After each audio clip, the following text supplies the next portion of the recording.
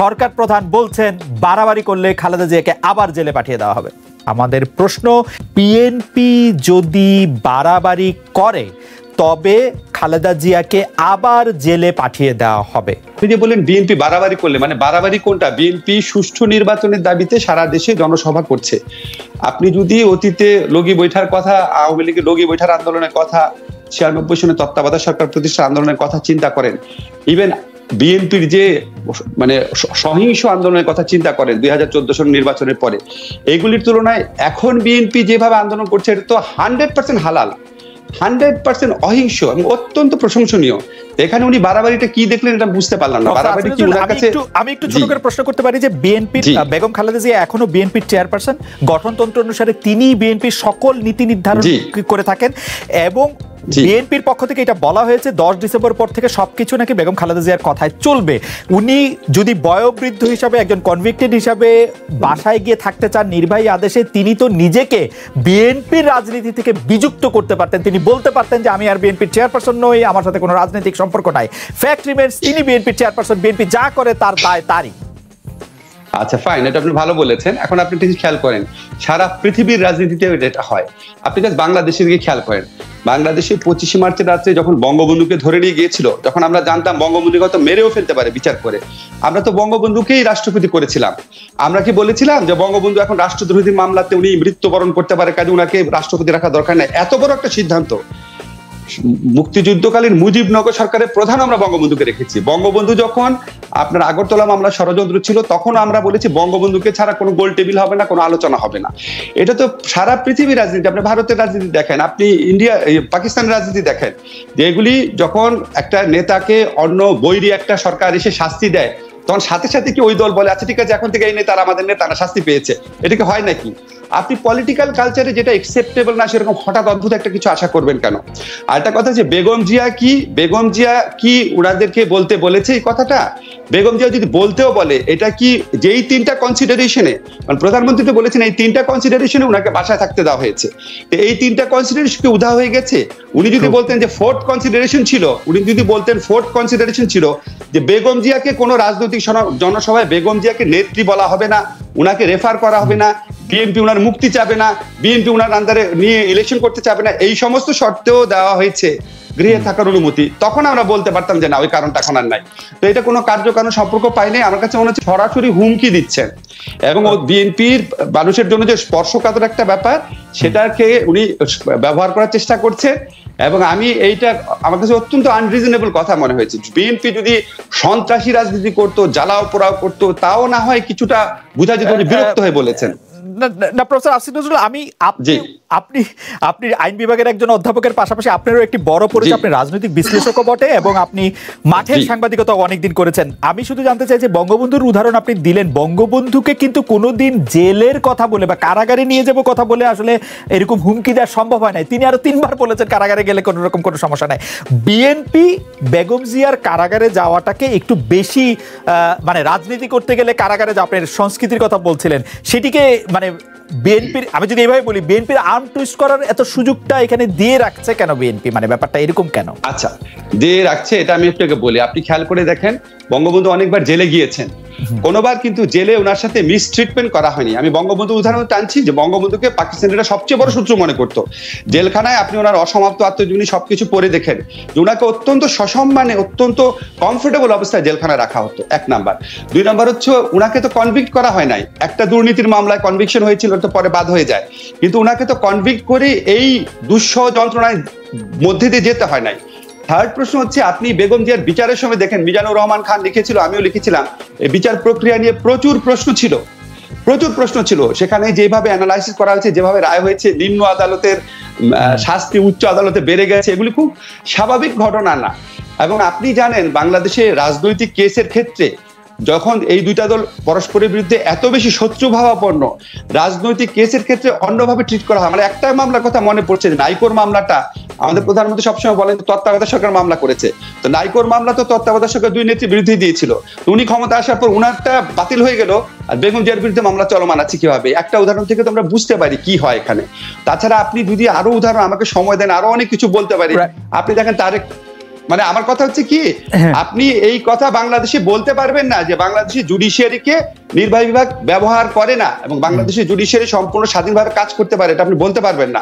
ফলে এটা নিয়ে আমার মনে হয় আপনার বক্তব্য একদম পরিষ্কার। উনি অসুস্থ, আরটা হচ্ছে উনি বয়োবৃদ্ধ নারী, আরটা হচ্ছে ওনার আত্মীয় স্বজনরা ওনার সাথে দেখা করেছে। এই তিনটা কারণের একটাও তো উবে যায় নাই, এই তিনটা কারণই তো উপস্থিত আছে। উনি তো বয়োবৃদ্ধই আছেন, ওনার বয়স তো কমে যায় নাই, উনি তো অসুস্থ আছেন এবং ওনার যে ভাই বোনরা যে মানবিক অ্যাপিল নিয়ে গিয়েছিল ওনাদের অ্যাটিটিউড তো ওইরকমই আছে। এটার সাথে উনি বিএনপির অ্যাক্টিভিটিসকে রিলেট করলেন কোন যুক্তিতে আমি বুঝলাম না। আমরা একটু সংবিধানের আলোচনায় ফিরে আসি। অ্যাডভোকেট ইউসুফ হোসেন হুমায়ুন, আমাদের প্রশ্ন সংবিধান নিয়ে অনেক বেশি আমরা এরকম শুনি যে আমরা 1972 সালের সংবিধানে আমরা ফেরত যেতে চাই, 1972 সংবিধান আমাদের জন্য আদর্শ সংবিধান, কিন্তু আমাদের প্রশ্ন 1972 সালের থেকে আজ পর্যন্ত চলে আসা সংবিধানের 70 অনুচ্ছেদ নিয়ে। 70 অনুচ্ছেদ থাকলে আমাদের প্রশ্ন, অ্যাডভোকেট ইউসুফ হোসেন হুমায়ুন 72 সংবিধান নেওয়ার পর আপনিও সংসদ সদস্য ছিলেন, 70 অনুচ্ছেদ থাকলে একটা দেশের সংবিধানে 70 অনুচ্ছেদ থাকলে পার্লামেন্টের কি দরকার আছে? আমাদের উপসংহার হচ্ছে যদি কোনো 70 অনুচ্ছেদ এখনকার আমাদের সংবিধানে যেরকম আছে সেই রকম যদি থাকে তাইলে পার্লামেন্ট হচ্ছে এক ব্যক্তির ইচ্ছেকে আইনে পরিণত করার সিলমোহর মাত্র, কারো কোনো সুযোগ নাই, কোনো কিছু করার সুযোগ নাই এই সংবিধানে। এই প্রধানমন্ত্রী থাকুন না কেন, সংসদ নেতা যেই থাকুন না কেন, তার ইচ্ছাকে বাস্তবায়ন করা ছাড়া আর কোনো কিছু করার সুযোগ নাই। আপনি আমার বক্তব্যের সাথে একমত কিনা? 70 অনুচ্ছেদ থাকলে পার্লামেন্ট শুধুমাত্র সিলমোহর। আমি প্রফেসর আসিফ নজরুলের কাছে ব্যাপারে মন্তব্য শুনতে চাইবো। আমি অ্যাডভোকেট ইউসুফ হোসেন হুমায়ুনকে আগে একটু শুনি। জি, এটার উত্তর পরিষ্কার ছোট্ট করে দিচ্ছি আমি, যে আপনাকে সংবিধান বলেন, আমাদের কোড অফ ক্রিমিনাল প্রসিডিউর বলেন, পেনাল কোড বলেন, অনেক কিছু থাকে। Application of the law clause যদি অ্যাপ্লিকেশন না হয় তাহলে তো এটার কোনো নিরর্থক। অ্যাপ্লিকেশন হয়নি তো সেটা দেখাতে পারে যদি সেটার কথা। আমাদের নজরুল সাহেব অত্যন্ত বিজ্ঞ লোক, উনি অনেক কথা বলেছেন। কথাটা হচ্ছে যে এখানে কথাটা অত লম্বা বিষয় না, বিষয়টা হলো যে আইনের পয়েন্টে যেটা বলা হয়েছে যে আইন যদি মামলাটা হয়েছিল কবে, মামলাটা আওয়ামী লীগ সরকার তার বিরুদ্ধে করে নাই, সাজা হয়েছে অন্য সবাই, সেটা প্রসেস অফ ল। তারপরেও তার স্বাস্থ্যগত অবস্থার বিবেচনা করে, বয়স বিবেচনা করে, সবকিছু চিন্তা করে government of its own motion তারা এটা করেছে, তাকে বাসায় থাকতে দিয়েছে। প্রফেসর আসিফ নজরুল অভিযোগ করেছেন যে যেভাবে এই মামলার প্রক্রিয়া আমরা দেখেছি এবং এই মামলার রায় হওয়ার পর প্রয়াত জনাব মিজানুর রহমান খান এবং প্রফেসর আসিফ নজরুল নিজেও বেশ কিছু লুপহোলস দেখেছিলেন, যে এইটি আসলে প্রসিডিউরাল অন্যায় হয়েছে কিনা তার প্রতি প্রশ্ন তুলেছিলেন। মানে সেটি হচ্ছে ওনার প্রশ্ন, মানে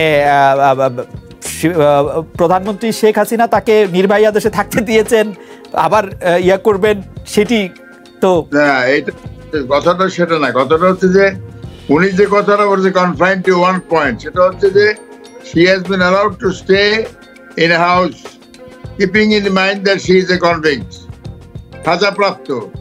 সেখানে যেটা করা হয়েছে বাই অ্যাডমিনিস্ট্রেটিভ অর্ডার, সেটা এক্সিকিউটিভ অর্ডারের মধ্যে যেটা করা হয়েছে। আমার মনে হয় আমরা একটু সংবিধানে ফিরে আসি। আমার মনে হয় আমরা একটু সংবিধানে ফিরে আসি। অ্যাডভোকেট ইউসুফ হোসেন হুমায়ুন, আপনার কাছে একটু জানতে চাইবো, আমি আপনাকে পেলেই একটু মানে কি বলে ভবিষ্যতের প্রশ্ন করতে চাই। আপনার কাছে কি মনে হয় বেগম জিয়াকে শেখ হাসিনা আবারও কারাগারে পাঠায় দেওয়ার সম্ভাবনা কতখানি? আপনি কি বুঝলেন শেখ হাসিনা কথা শুনে? এটা কি কথার কথা বলেছেন না ধমক দিয়েছেন? এটা আপনার প্রেডিকশন করা যায়, আমার মনে হয় না। যার মানসিকতা সম্বন্ধে আমি যতটুকু জানি, একটা প্রতিহিংসামূলক মনোবৃত্তি নেই তার মধ্যে আছে বলে আমি জানি না। তার মানে কথাটাকে আপনি প্রতিহিংসা বলছেন? কথাটাকে আপনি প্রতিহিংসা বলছেন? কথাটা প্রতিহিংসামূলক? প্রতিহিংসা যদি চিন্তা করে সেটা তার মধ্যে আছে বলে আমি মনে করি। প্রথম এই অর্ডারটাই হতো না। আচ্ছা ফাইন, আমি 70 অনুচ্ছেদ নিয়ে আপনি যদি আরো 2 লাইন একটু বলতেন, যে 70 অনুচ্ছেদকে আপনি কেন বলছেন যে এটার অ্যাপ্লিকেশন হয় নাই? বাংলাদেশে কি স্বাধীন হওয়ার পরে আজ পর্যন্ত বাংলাদেশে কোনো পার্লামেন্টেরিয়ান, কোনো সংসদ নেতা সম্পর্কে বা তার নিজস্ব দল সম্পর্কে কোনো ধরনের ব্যাপারে আপনি মনে করেন না যে তিনি বিপক্ষে ভোট দেওয়ার কথা মনে করেছেন? এরকম হয় নাই কখনো? আমার জানা মতে মানে কারো মনেই আসে নাই যে নেতার বিপক্ষে যেতে, কিন্তু আমরা তো 5 বার দল পরিবর্তন করতে দেখেছি। ব্যারিস্টার মওদুদ আহমেদকে এই দল থেকে সেই দল, সেই দল থেকে এই দলে দেখেছি, মানে স্পষ্ট। সো ফার মাই নলেজ গোজ, আমার জানা নাই আর কি। নজরুল সাহেব যদি থাকে আমার মনে হয় প্রফেসর আসিফ নজরুল এই ব্যাপারে এক্সপার্ট, তিনি নিশ্চয়ই বলবেন। তার আগে আমি একটু প্রফেসর নজরুল আমি একটু জানিয়ে রাখি, নিরপেক্ষ নির্বাচনের জন্য সংবিধান পরিবর্তন প্রয়োজন মনে করেন কিনা।